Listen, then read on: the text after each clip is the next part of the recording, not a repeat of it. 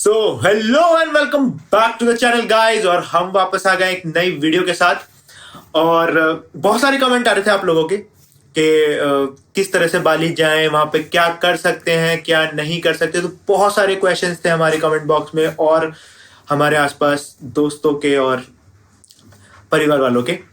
तो आज उन्हीं क्वेश्चंस को आंसर करने में वापस आ गया हूं इस वीडियो में। और सब कुछ बात करेंगे इसमें, फ्लाइट से लेकर होटल्स तक और स्कूटी रेंटल्स तक सब बात करने वाले हम। स्टार्ट करते हैं हम फ्लाइट से। तो देखिए, हम गए थे दिल्ली से और दिल्ली से बाली जाने के लिए बहुत सारी फ्लाइट्स हैं आपके पास एयर इंडिया है, आपके पास विएट जेट है, आपके पास सिंगापुर एयरलाइंस है, मलेशियन एयरलाइंस है और बहुत सारी एयरलाइंस इंडिया से जाती है। बट इसमें से सिर्फ एक एयरलाइन है जो यहां से डायरेक्ट फ्लाई करती है दिल्ली से। चेन्नई से भी फ्लाई करती है डायरेक्ट, बट मैं आपको दिल्ली से बताऊंगा क्योंकि मेरा एक्सपीरियंस दिल्ली का है। हम गए थे एयर इंडिया से, जो कि यहां से रात को चलती है 10 बजे करीब, और वहां पे आपको लैंड करा देगी somewhere around 8 AM, which is good. और डायरेक्ट फ्लाइट है, आपको कोई भी ले ओवर नहीं करना है उसके अंदर। ले ओवर की दिक्कत एक ये है कि जब अगर आप बाली कम दिनों के लिए जा रहे हैं, अगर आपकी ट्रिप एक हनीमून ट्रिप है या फिर आपकी ट्रिप शॉर्ट ट्रिप है, फॉर अ वीक है, एक हफ्ते के लिए आप जा रहे हैं, तो उसमें लेओवर में दिक्कत यह है कि हमने बहुत बार देखा है कि लेओवर के टाइम पे जब हम लगेज को एक फ्लाइट से दूसरे फ्लाइट में शिफ्ट कर रहे होते हैं तो वो अटक जाता है और आपका लगेज आपको 2 या 3 दिन बाद वहां पे मिलता है। और आप 7-8 दिन के लिए ही जा रहे हैं तो 2-3 दिन बाद लगेज मिलना is not a good idea. खैर, ऑल्सो फ्लाइट का प्राइस आपको समवेयर अराउंड रिटर्न, अगर आप पीक सीजन में नहीं जा रहे हैं तो आई थिंक समवेयर अराउंड आपको 40-50 के आसपास आना जाना हो जाएगा पर पर्सन। और मैं गया था नवंबर के एंड में 2025 और मेरे को आना जाना 2 people it was, and I think it was somewhere around 70K। तो मेरे को आना जाना 2 पर्सन का 35K पर पर्सन पड़ गया था। एयर इंडिया डायरेक्ट फ्लाइट, और इसमें आपका मील ड्रिंक सब कुछ कॉम्प्लीमेंट्री होता है फ्लाइट पे। तो और मेरे हिसाब से सर्विस बहुत अच्छी थी एयर इंडिया की, तो आई वुड रिकमेंड दैट। बाकी Vietjet is the cheapest option. Vietjet में आपको पैसे इससे भी कम लगने वाले हैं, बट आई थिंक उसकी सर्विस सेम चीज के लगेज अगर आपका है वो वियतनाम में ले ओवर आपको देखना पड़ेगा वहां पे, और लगेज का थोड़ा सा इशू कभी ना कभी आ सकता है आपको। खैर, आगे चलते हैं और हम बात करते हैं वीजा और एंट्री की। तो वीजा ऑन अराइवल है, आप इंडिया से भी बनवा के जा सकते हैं और वहां पे भी जाके ले सकते हैं। Somewhere around 3000 rupees per person, ऊपर नीचे होता रहता है 100-200 रुपए, तो वो आपको पड़ेगा। और आप वहां पे भी जाके ले सकते हैं, यहाँ पे भी बनवा सकते हैं। और आई थिंक यहाँ पे बनवाना बेटर है वहां से।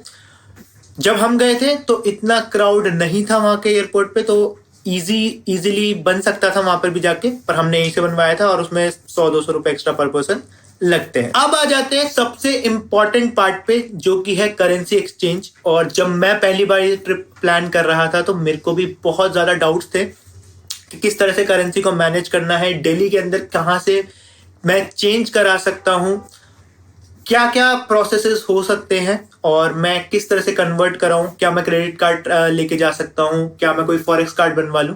तो देखिए, आपके डेबिट कार्ड और क्रेडिट कार्ड सब चीज एक्सेप्टेड होती है वहां पर। आपको बस अपना इंटरनेशनल ट्रांजैक्शन ऑन करना है और वो वहां पे एक्सेप्टेड होंगे।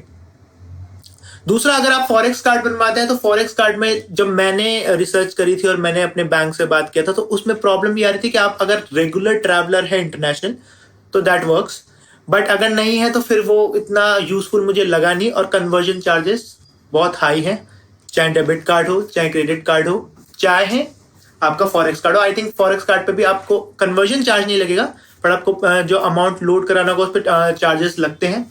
और आई थिंक कन्वर्जन चार्जेस पर ट्रांजैक्शन 3 to 4%, 5% हो सकता है आपके कार्ड पे। तो that is I think not worth it. आप अपना करेंसी, अगर आप एक हफ्ते की ट्रिप पे या 14 दिन 15 दिन की ट्रिप पे जा रहे हो तो आई थिंक आप करेंसी ही एक्सचेंज कराएं। अब प्रॉब्लम कहाँ आती है कि करेंसी सेफेस्ट कहाँ से हम एक्सचेंज करें। देखिए, आप यहाँ से आपके अराउंड या कहीं भी आप जाके करेंसी को डायरेक्ट इंडोनेशियन करेंसी में ना चेंज करवाएं, क्योंकि इंडिया में अगर हम इंडियन करेंसी से डायरेक्ट आईडीआर चेंज करवाते हैं तो उसका प्राइस थोड़ा कम मिलता है, थोड़ा नहीं काफ़ी ही कम मिलता है। तो सबसे बेस्ट ऑप्शन मुझे यही लगा कि आप उसको यूएसडी में कन्वर्ट करा लें और वहाँ पे लैंड होने के बाद उस यूएसडी को आप आईडीआर में कन्वर्ट कराएं, आपको बहुत बेटर प्राइस मिलेगा।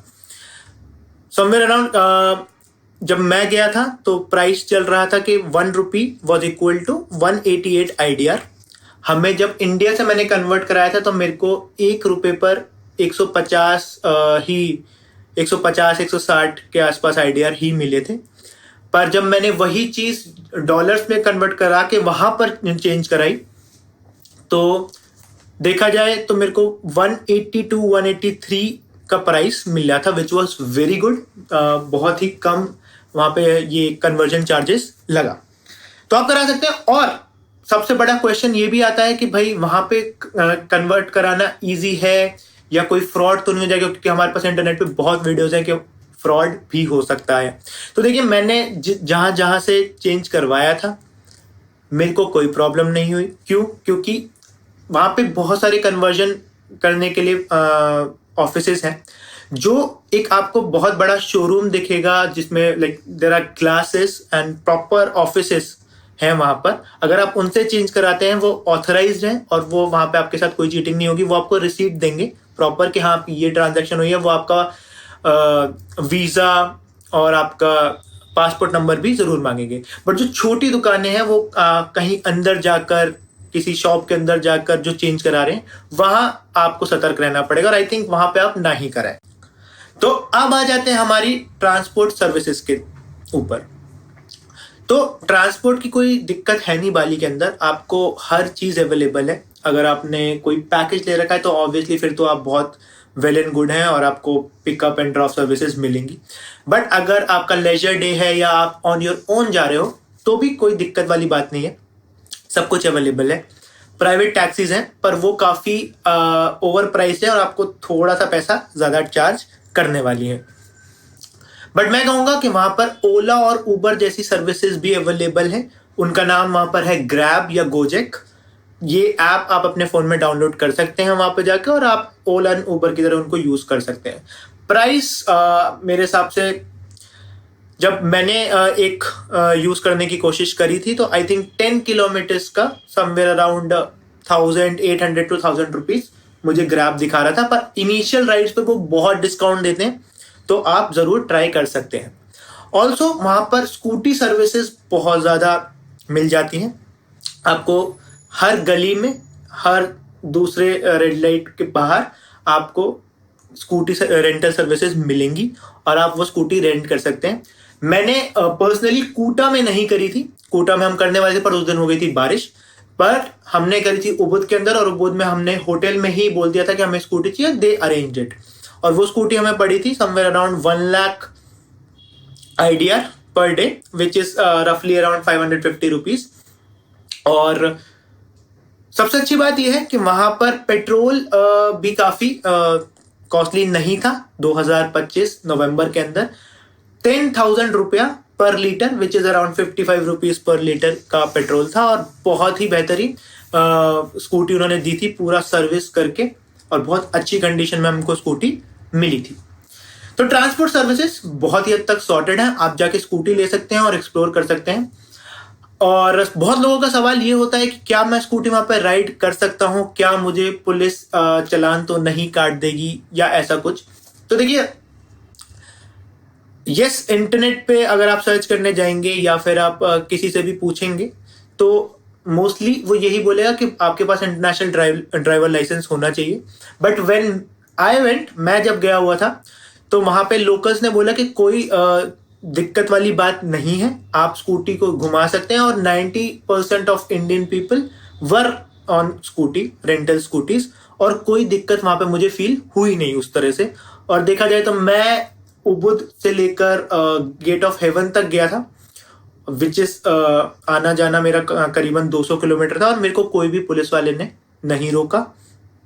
तो विच आई थिंक कि चल रहा है और आप इजीली स्कूटी राइड कर सकते हैं, ऐसी कोई दिक्कत वाली बात मुझे तो नहीं लगती है। तो अब आ जाते हैं हमारे मेन क्वेश्चन पे कि रुकना कहाँ है। तो देखिए मैं रुका था रिसाटा रिजॉर्ट के अंदर जो कि कूटा एरिया में था, और मेरे हिसाब से बहुत ही बेहतरीन रिजॉर्ट लगा मुझे। वहां पर बहुत सारे रिजॉर्ट आपको मिल जाएंगे जो आप एक्सप्लोर कर सकते हैं अलग अलग वेबसाइट, अलग अलग इंटरनेट पे जाके, ठीक है। बट मेरे हिसाब से मुझे रिसाटा बहुत अच्छा लगा। क्यों? Hospitality services were amazing. आपको जिम मिल गया वहां पर, आपको प्रॉपर्टी अच्छी मिल गई जहां पे बहुत ग्रीनरी थी, and the environment was very positive, ठीक है। आपके पास पूल था, आपके पास बार एंड किचन, सब कुछ आपके पास अवेलेबल था। Room service was very good. हम जितने दिन बाहर गए हैं और रूम गंदा भी करके गए हैं, तो जब हम वापस आते थे तो इट वाज वेरी क्लीन। हाँ, ये आपको ध्यान देना होगा कि आपके रूम सर्विसेज वहां पे आपके पीछे से ही रहेंगी। आप जैसे ही बाहर जाएंगे वो आपका रूम आके क्लीन कर देंगे। ऑल्दो हमारे साथ कोई ऐसा सीन नहीं हुआ कि ऐसा केस भी हमने नहीं देखा कि हमारे पीछे से आके कोई चीज इधर उधर हुई हो, तो दैट वाज गुड। ऑल्सो कूटा एरिया में एयरपोर्ट से बिल्कुल नियर बाय था ये होटल, ठीक है। और आई थिंक 1.5 किलोमीटर्स पड़ा होगा hotel. And food was amazing. अंदर ही उनके पास एक अन्नपूर्णा करके एक रेस्टोरेंट भी है, और उनका breakfast area is on a different side, ठीक है। Breakfast was amazing. फूड भी अच्छा है वहां पे, आपको इंडियन फूड हर जगह मिल जाता है, बट उनका एक अपना खुद का भी रेस्टोरेंट है विच इज कॉल्ड अन्नपूर्णा। अच्छा रेस्टोरेंट है, अच्छा खाना है, एंड ठीक है, आपको इंडियन फूड वहां पे मिल जाएगा। सबसे अच्छी बात कि जिस एरिया में है उसके पास आपको बीच मिल जाएगा, वॉकिंग डिस्टेंस पे 500 मीटर्स के आसपास बीच था। और पूरा मार्केट एरिया, जो कूटा का जो पूरा मार्केट एरिया है, रात को इट वॉज सो लाइवली। बहुत अच्छा लगा वहां पे रात को। बारिश में हम वॉक करते हुए हमने जो टाइम स्पेंड किया, वेरी अमेजिंग। दूसरा स्टे हमारा था उबुद के अंदर, जो कि था भूमि लिंगा में। अब देखिए कूटा उनका शहर है, और जो उबुद की साइड आप जब नॉर्थ की तरफ जाने लगते हैं तो वो एक विलेज एरिया की तरफ आप बढ़ने लगते हैं। आई थिंक रूम बहुत अच्छा था। We had a personal pool inside the room, ठीक है। और रूम बहुत बड़ा था, ऊपर किचन वगैरह सब कुछ हमको दे रखा था। बट बिकॉज थोड़ा विलेज साइड पे था, तो आपको फ्रॉग्स या फिर लिजर्ड या छिपकलियां वगैरह की दिक्कत वहां पे आ सकती है। बट रूम वाज गुड, और यही आपको 4500 से 5500 के बीच में पर नाइट के हिसाब से वहां पे भी रूम मिल जाएगा। बट आई थिंक हमारे को लिजर्ड वगैरह की कोई प्रॉब्लम नहीं हुई। हमारे नेबर्स को आई थिंक हो रही थी, जो कि उन्होंने हमें बताया था हमारे डिनर पर कि छिपकलियां या मेंढक वगैरह उनके रूम में आ रहे थे। बट आई थिंक हमें ये प्रॉब्लम नहीं हुई, और खाना भी ठीक ठाक था। देखिए वहां पर उतना अच्छा खाना नहीं था, आपको फ्रूट्स वगैरह ब्रेड बटर ही देने वाले हैं वो लोग ब्रेकफास्ट के नाम पे। बट हाँ ठीक है, काम चल जाता है। अब खाने पे आते हैं, और आई थिंक खाना बहुत मेन है। तो कूटा के एरिया में जब हम थे 3 दिन, खाने की कोई प्रॉब्लम नहीं हुई। Me being a vegetarian, and हमको नॉर्मली दाल मखनी और ये नान, इंडिया की जो मेन चीजें हैं नॉर्थ इंडिया की बेसिकली, तो हमें वो चाहिए होती है, और वो वहां पे आपको इजीली मिल जाएंगी। सांबर, डोसा, इडली सब कुछ अवेलेबल था। कूटा के अंदर एक रेस्टोरेंट था आहार, which had the best food. हमने बहुत सारे रेस्टोरेंट ट्राई करे। अयोध्या था वहां पर, और अन्नपूर्णा ट्राई किया था, आहार। बट आहार वॉज सिंपली अमेजिंग, बिल्कुल ऑथेंटिक, ऐसा लग रहा था कि हम इंडिया में ही फूड खा रहे हैं। वहां पे हमने एक पिज्जा प्लेस भी एक्सप्लोर किया था, विच हैड ग्रेट पिज्जा। वहां पे पिज्जा अमेजिंग है। उबुद की साइड पर भी एक प्लेस थी जो कि मैं वीडियो में दिखाने वाला हूँ। बहुत ही amazing pizza, best pizza ever. Like अभी जो मैंने गुड़गांव, दिल्ली वगैरह में ट्राई करे हैं ऑथेंटिक पिज्जा भी जो इटालियन रहते हैं, दैट वाज अमेजिंग। क्योंकि वहां पे I think basically the food quality was good, और बहुत अच्छा था। अगर आप जा रहे हैं तो एक बार ट्राई करके जरूर देखना। ऑल्सो अगर आप नॉन वेजिटेरियन है फिर तो आपकी बल्ले बल्ले है, क्योंकि वहां पे हर जगह नॉन वेजिटेरियन फूड तो अवेलेबल है ही। सी फूड वगैरह वगैरह सब कुछ अवेलेबल है। पर अगर आप वेज भी हो तो आपके लिए जरूर आपको खाना वहां पे इजीली मिल जाएगा। प्योर वेज भी आपको इजीली मिल जाएगा। इवन उबुद के अंदर भी आपको प्योर वेज रेस्टोरेंट्स इजीली मिल जाएंगे, कोई दिक्कत नहीं है। हाँ, जो हमारा स्टे था बूमिलिंगा, वहां से उबुद का मार्केट थोड़ा सा दूर था, थोड़ा एज एन 10-15 किलोमीटर दूर रहेगा, पर हमारे पास स्कूटी थी तो हमें कोई प्रॉब्लम नहीं हुई। हम रात को 10-11 बजे तक भी बाहर थे। और मैं बता दूं, कूटा फिर भी 10, साढ़े 10, 11 बजे तक थोड़ा ओपन होता है, ऑल्दो बीचेस वहां पे 8, 8, साढ़े 8 बजे ही बंद होने लग जाते हैं। बट उबुद जब आप विलेज की साइड जाएंगे 8 बजे एकदम बंद होने लग जाएगा, और फिर पब्लिक वहां पे आपको दिखना थोड़ा कम हो जाएगी। जब हम 10, साढ़े 10 बजे वापस अपने होटल की तरफ बढ़ रहे थे, रोड्स वर टोटली एम्प्टी, कोई दूर दूर तक नहीं दिख रहा था, और 1 या 2 ही दुकान आपको खुली हुई वहां पे मिल जाएंगी, चाहे खाने की चाहे फ्रूट्स की। ऑल्सो वहां पे बहुत ही अच्छे फ्रूट्स भी मिलते हैं जो आप ट्राई कर सकते हैं। डिफरेंट डिफरेंट फ्रूट्स थे वहां पर। हमने मैंगो स्टीन ट्राई करा था and it was simply very good. So अब मैं बताता हूँ कॉफी प्लांटेशन के बारे में। इंडोनेशिया की कॉफी काफी ही फेमस है, और हम गए थे सत्रिया कॉफी प्लांटेशन, और अलग अलग तरह की कॉफी थी, और सारी कॉफी वो टेस्ट कराते हैं आपको फ्री ऑफ कॉस्ट। और मैंने बाली में ये चीज बहुत देखी है, जैसे आप अगर किसी क्लब भी जाते हैं तो क्लब्स फ्री हैं, आपको पे करना है जो आप खाते हैं या पीते हैं, right. For example fins club है, बहुत ही फेमस क्लब है, वहां पर भी सेम ही स्ट्रक्चर है उनका कि आप जाइए, फ्री एंट्री करिए, और जो खाना है फिर उसका आप चार्ज वो करते हैं। Same goes for coffee plantation, वो पहले आपको ट्राई कराएंगे। उनके पास around 13 to 14 different flavours of coffee थी, जो कि मैंने अपने व्लॉग में भी टेस्ट करके बताई है। अगर आपने नहीं देखा तो अगेन आप जाके देख सकते हो। तो वो कॉफी मैं घर भी लेके आया था। मैं मैंगोस्टीन टी और vanilla and butterscotch something coffee लेके आया था। यस, यही कॉफी लेके आया था मैं, और बहुत ही टेस्टी लगी मुझे। और मुझे लगता है कि मैं थोड़ी कम ले आया, मैं सोच के लाया था कि शायद अच्छी ना निकले, right, but they were good and you can go and buy it. Now अब आ जाते हैं हमारी वाटर एक्टिविटीज पे।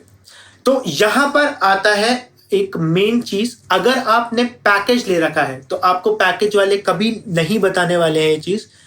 जब आप पैकेज से बुक करते हैं तो बाली के अंदर पहले से सेटअप इस तरह से है कि अगर आप पैकेज से आते हैं तो उनकी जो एक्टिविटीज है उनकी ड्यूरेशन, और अगर आप खुद से वहां पे बुक करते हैं उनकी ड्यूरेशन बहुत डिफरेंट होने वाली है। ये हमने फिगर आउट करा इस तरह से। अगर आप सिर्फ पैकेज की एक्टिविटीज करके आ जाएंगे तो आपको ये कभी पता नहीं चलने वाला है। हमने वहां पर पैरासेलिंग अलग से एड ऑन कराई थी, बनाना बोट, फ्लाई फिश, और हमारे पास जेट्स की जैसी एक्टिविटीज पहले से ही पैकेज के अंदर थी। बट देन मुझे था कि कुछ ना कुछ तो एक्स्ट्रा करना है, या तो अंडर वाटर जाना है या तो फिर पैरासेलिंग करनी है। तो मैंने पैरासेलिंग ली थी, और फर्स्ट टाइम जब मैंने वो पैरासेलिंग करी तो मुश्किल से 1 मिनट के अंदर वो आपको ऊपर ले जाके नीचे वापस ले आते हैं। वाई? अगर आपने पैकेज लिया है तो आपकी हर एक्टिविटी की ड्यूरेशन इतनी ही रहने वाली है, 50 सेकेंड्स, 1 मिनट और 1.5 मिनट, इससे ज्यादा आपको नहीं मिलने वाला है। बट अगर आप खुद से करते हैं तो देन आपको वो एक कार्ड भी अलग मिलेगा। नॉर्मली जो पैकेज का कार्ड है वो एक ब्लू कार्ड रहता है उनका, वो शॉर्ट ड्यूरेशन का रहता है, वो पहले से सेटअप रहता है। अगर आपने खुद से लिया है तो वो आपको एक रेड कार्ड देते हैं, एंड देन आपकी ड्यूरेशन हो जाती है 5 से 10 मिनट तक की। तो जब मैंने सेकेंड टाइम पैरासेलिंग करी थी, बिकॉज मैंने आई बॉट इट एंड उसने मेरे को पैकेज वाला कार्ड दे दिया था, तो फर्स्ट टाइम हमें सिर्फ 1 मिनट के लिए ऊपर ले जाके नीचे वो ले आए थे पैरासेलिंग में, जो कि पता भी नहीं चलेगा आपको, टू बी ऑनेस्ट, कि आप कब ऊपर गए कब नीचे आ गए। तो मैं व्हेन आई कंप्लेन तो उन्होंने दोबारा कराई, and then it was a 10 minutes ride and it was proper amazing experience.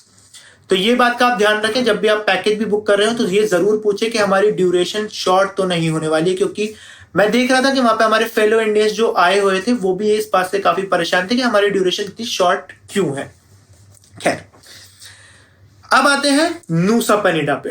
तो नूसा पेनिडा जब भी आप जा रहे हैं आपको फेरी लेनी पड़ेगी। पैकेज के अंदर है तो वेल एंड गुड, पर अगर पैकेज के अंदर नहीं है तो भी आपको 2 से 2.5 लाख रुपए की टिकट पर पर्सन पड़ने वाली, आने जाने वाली, ठीक है। और बेहतरीन जगह है Nusa Penida, is even more beautiful than Bali. Separate island है, बहुत ही मजा आता है। 1.5 आवर लगता है बोट से जाने में। और हम सिरांगन बीच से गए थे, जो सिरांगन हार्बर था। वहां से गए थे। हमको लगा था 1.5 घंटा। और मैं पहले ही आपको बता दूं, वो आपको एक नौजिया की गोली देंगे, वो आप पहले ही खा लें बोर्ड पे बैठने से पहले, क्योंकि I saw 90% of the people जो वहां पर उल्टी कर रहे थे, क्योंकि सी सिकनेस हो ही जाती है। बट एनीवेज बहुत सुंदर जगह है, आप आराम से वहां पे चीजें एक्सप्लोर कर सकते हैं। आप मेरा नूसा पेनिडा वाला व्लॉग देख सकते हैं जो मैंने जगह एक्सप्लोर करी है वहां पर। ऑल्सो स्नॉर्कलिंग, जो ओशन के नीचे फिश देखने वाली एक्टिविटी है, वो एब्सोल्युटली फ्री रहती है वहां पर, तो आप जाके कर सकते हो। हम पैकेज में गए थे तो उन्होंने बोला था कि हर जगह आधा आधा घंटा देंगे। बट अगर आप 45 मिनट्स 50 मिनट्स भी पर जगह लगाते हो हर जगह पे, तो कोई प्रॉब्लम नहीं है, क्योंकि इन दी एंड आपकी बोट 4:30 के आसपास वहां से लीव करती है और आपको सफिशिएंट टाइम मिलेगा स्नॉर्कलिंग के लिए। हमने 2 घंटा स्नॉर्कलिंग में इन्वेस्ट किया, क्योंकि हमारे पास टाइम बहुत बच गया था। हमने बहुत जल्दी जल्दी चीजें घूमी थी, जैसे कि एंजल्स बिलाबोंग और ब्रोकन बे। सिर्फ देखने वाली और एक्सपीरियंस करने वाली जगह है, ऐसा कुछ करने को नहीं है, बट सुंदर जगह है, आप जरूर देखें। खाने की थोड़ी सी वेजिटेरियंस के लिए मुझे प्रॉब्लम लगी, क्योंकि मैक्सिमम 1 या 2 डिश आपको नूसा पेनिडा में मिलेगी जो कि वेजिटेरियन होगी, बिकॉज सेपरेट आइलैंड है, वहां पे मैक्सिमम सी फूड आपको मिलने वाला है। बट हाँ, ये आप ध्यान में रख सकते हैं। आप अगर स्टे भी बुक कर रहे हैं तो वहां पे ये जरूर देख लें कि आपके होटल पे वेजिटेरियन खाना है या नहीं, और अगर आप नॉनवेज खाते ही हैं फिर तो आप वेल एंड गुड है। आगे चलते हैं फिर। रिवर राफ्टिंग आपको समवेयर अराउंड 4 से 5 लाख रुपए पर पर्सन, मतलब समवेयर अराउंड 2,500 रुपए पर पर्सन पड़ने वाली है।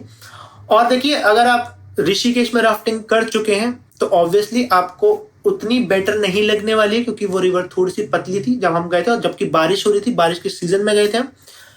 बट ऋषिकेश से मच बेटर है इन टर्म्स ऑफ व्यूज। एकदम जंगल के बीच से वो नदी जारी होती है और बहुत सुंदर व्यूज है वहां पर। अगेन वीडियो में आप देख सकते हो, मैंने वीडियो डाल रखी है। तो वर्थ एक्सपीरियंसिंग, आप जाके एक्सपीरियंस जरूर कर सकते हैं, बहुत मजा आएगा आपको। उसके बाद हाँ, सबसे इंपॉर्टेंट बात, टेम्पल्स के अंदर वहां पे आपको हमेशा कपड़े मिलेंगे, क्योंकि और टेम्पल्स के गर्भगृह में अंदर जाना किसी को भी वहां पे अलाउड नहीं है। प्रॉबेबली हो सकता है कि वो बाहर के लोगों को अलाउड ना करते हो, बट हाँ, किसी को भी एंट्री अलाउड नहीं है। दूसरा सबसे इंपॉर्टेंट पॉइंट, बार्गेनिंग। बहुत ही ज्यादा बार्गेनिंग है बाली के अंदर। अगर आपसे कोई बोलता है कि $60,000 का ये पड़ने वाला है, तो आप 20,000 भी बोल सकते हो और वो आपको देगा। ये मेरा पर्सनल एक्सपीरियंस रहेगा, तो ये आप ध्यान में रख के चलें कि बार्गेनिंग बहुत ज्यादा हैवी है।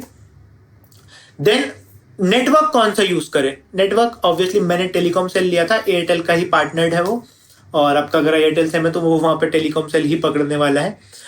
तो वो भी, उसमें भी बार्गेनिंग होने वाली है। मेरे को 3,50,000 की वो सिम बताई थी, एयरपोर्ट पे 2.5 लाख रुपए की मिल रही थी, 2.5 लाख, और मैंने बार्गेनिंग कर करा के 192 लाख के अंदर वो ले ली थी, जिसमें मैं और भी बार्गेनिंग कर सकता था, बट फर्स्ट डे था तो 2 लाख में हमने डील डन कर ली थी।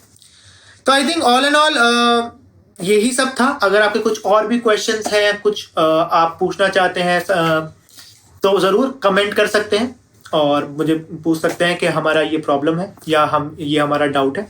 तो आई थिंक इस वीडियो के लिए हम इतना ही रखते हैं। अगर आपकी हेल्प हुई हो तो जरूर इसको लाइक कर दें। नॉर्मली मैं बोलता नहीं हूं कि लाइक करें, सब्सक्राइब करें, बट अगर आपको लगता है कि आपकी हेल्प हुई है तो आप जरूर लाइक करें। थैंक यू, मिलते हैं किसी और वीडियो में, बाय बाय।